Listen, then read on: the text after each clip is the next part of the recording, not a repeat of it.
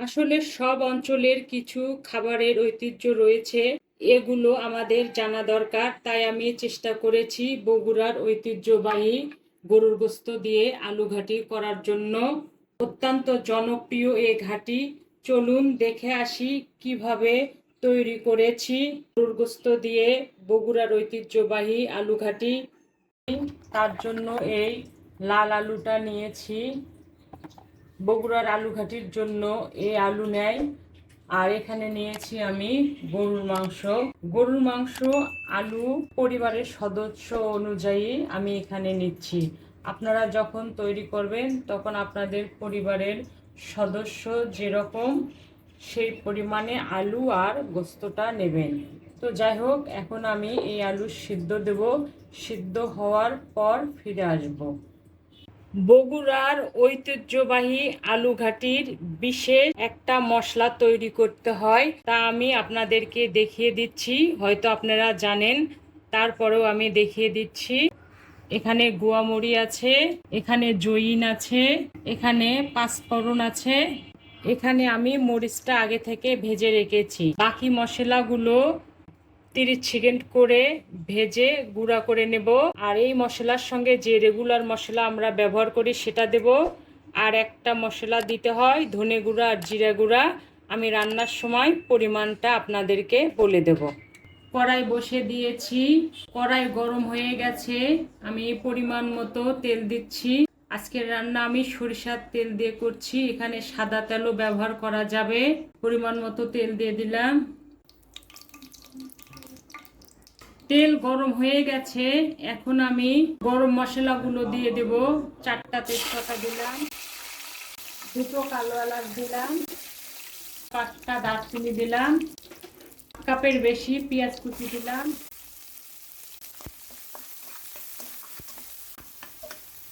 পেঁয়াজ brown colour হলে আমি ফিরে আসবো। পেঁয়াজ ব্রাউন কালার হয়ে গেছে, 4 থেকে 5 মিনিট সময় লেগেছে। এখন পরিমাণ মতো পানি দিলাম।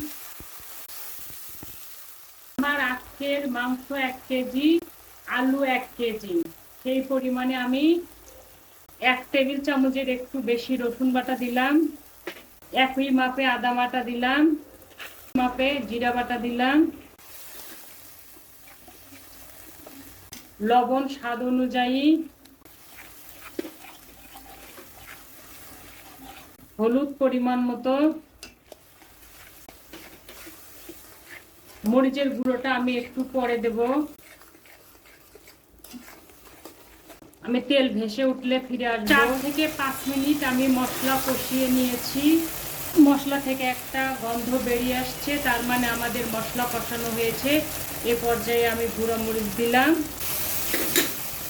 এই গরুর গোশতগুলো দিয়ে দিচ্ছি।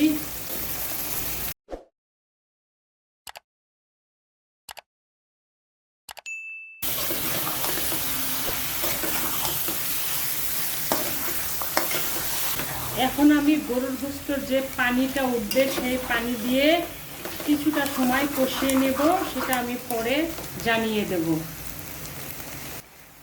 আমার প্রথম পর্যায়ের কষানো শেষ। আমি একটু পানি দিয়েছিলাম, দেখলাম পানি একটু কম বের হয়ে এসেছে। অনেক সময় গোশত থেকে বেশি পানি বের হয়, অনেক সময় কম বের হয়। আমি 10 মিনিটের মতো গোশত কষিয়ে নিয়েছি। গরম পানি দিলাম। গোশত যত কষাবো তত রান্নাটা খেতে টেস্ট হবে, আর গোশতর ভেতরে সব মশলাগুলো ঢুকে যাবে, খেতে অনেক সুস্বাদু হবে। এই পানি দিয়ে আমি আবার কষিয়ে নেব, তারপরে আমি আলু দেব। পানি দিয়ে আমি 10 মিনিট কষিয়ে নিয়েছি, তেল ভেসে উঠেছে। এখন আমি আলুগুলো দিয়ে দেব। এগুলো সিদ্ধ আলু। আলু ঘাটিটা সিদ্ধ আলু দিয়েই করতে হয়, যদিও আমি বলে দিয়েছি। এখন যে ঝোল আছে এই ঝোলের মধ্যে আলু আর গোশত আমি কিছুটা সময় কষিয়ে নেব। এতে করে আলুর যে কাঁচা গন্ধটা আছে সেটা চলে যাবে, ঘাটিটা খেতে অনেক মজা হবে। আলু দিয়ে আমি 4 থেকে 5 মিনিট কষিয়ে নিয়েছি। ঘাটি কিন্তু লেগে যাওয়া যাবে না, তাহলে স্বাদ নষ্ট হয়ে যাবে। এখন আমি পরিমাণ মতো পানি দিচ্ছি।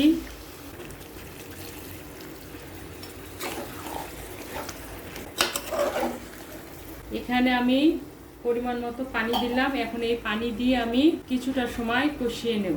আলু দেওয়ার পরে আমি 9 মিনিট পরে ফিরে এলাম। তেল ভেসে উঠেছে। আসলে কিছু রান্নার কিছু বৈশিষ্ট্য থাকে, তাকে সেইভাবেই রান্না করতে হয়।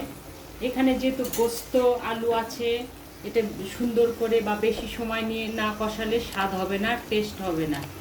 এখন আমি রান্না হওয়ার জন্য পানি দিলাম। যেহেতু ঘাটি একটু বেশি পানি দেব। আসলে যে রান্নার যে বৈশিষ্ট্য, তাকে সেই রকম করে রান্না না করলে তো স্বাদ হয় না। চচ্চড়ির বৈশিষ্ট্য একরকম, ঝোলের বৈশিষ্ট্য একরকম, ভুনার বৈশিষ্ট্য একরকম, ভর্তার বৈশিষ্ট্য একরকম। যাই হোক, আমি আর একটু পানি দিচ্ছি। এখন আমি ঐতিহ্যবাহী যে আলু ঘাটির একটা মশলার কথা বলেছিলাম, সেটা দেওয়ার সময় ফিরে আসব। কোন পর্যায়ে দিতে হবে সেটাও আমি দেখিয়ে দেব। ফিরে এলাম 7 থেকে 8 মিনিট পরে। রান্না আমার প্রায় কমপ্লিট। এখন আমি যে মশলাগুলোর কথা বলেছিলাম ওগুলো একে একে দিয়ে দেব। প্রথমে দিলাম জিরা গুঁড়া, ধনে গুঁড়া। আমি ব্যালেন্স করে করেছিলাম। জিরা যদি 1 চামচ নেই, ধনে গুঁড়া 2 চামচ দেব। তো সেইভাবে আমি এই গুঁড়োটা তৈরি করেছি। এখানে দুটা মিক্স করে 1 চামচ দিয়ে দিলাম। গুয়ামরি দিয়ে দিলাম, গুয়ামরির গুঁড়া 1 পিঞ্চ দিয়ে দিলাম। মরিচ গুঁড়া 1 পিঞ্চ দিয়ে দিলাম। পাঁচফোড়ন গুঁড়া 1 পিঞ্চ দিয়ে দিলাম। আর এই রান্নার আর একটা বৈশিষ্ট্য আছে, ঝাল করে। তো বাসায় যদি আপনারা ঝাল পছন্দ করেন তাহলে ঝাল দেবেন, আর না করেন তাহলে আপনাদের যেভাবে খেলে সুবিধা হবে ঝাল সেরকম করে দেবেন। তো আমি 1/2 চামচ মরিচের গুঁড়া দিয়ে দিলাম। এখন আমি জাল অফ করে দেব। আর আমি একটু কাঁচা মরিচ পছন্দ করি, এটা আমার স্বাদের জন্য আমি দিয়ে দিলাম, ফ্লেভার আসবে। এই রান্না এমনিতেই অসাধারণ হয়। তো জাল অফ করে দিলাম। ফিরে এলাম। অসাধারণ! এই ঘাটির কিন্তু আরো একটি বৈশিষ্ট্য আছে, গোস্তটা একটু তেল আর চর্বি দেখে নিতে হবে, তাহলে ঘাটিটা অনেক সুস্বাদু হবে। হয়ে গেল বগুড়ার ঐতিহ্যবাহী ও জনপ্রিয় গরুর গোস্ত দিয়ে আলু ঘাটি। আপনারা এই রান্নাটি অবশ্যই বাসায় তৈরি করবেন। একবার তৈরি করে দেখুন, এই ঘাটির প্রেমে পড়ে যাবেন। অত্যন্ত সুস্বাদু এই ঘাটি। আশা করি আপনাদের ভালো লাগবে। তো ভালো লাগলে আমার ছোট্ট চ্যানেলটিকে লাইক, কমেন্ট, শেয়ার ও সাবস্ক্রাইব করে আমার সঙ্গে থাকবেন।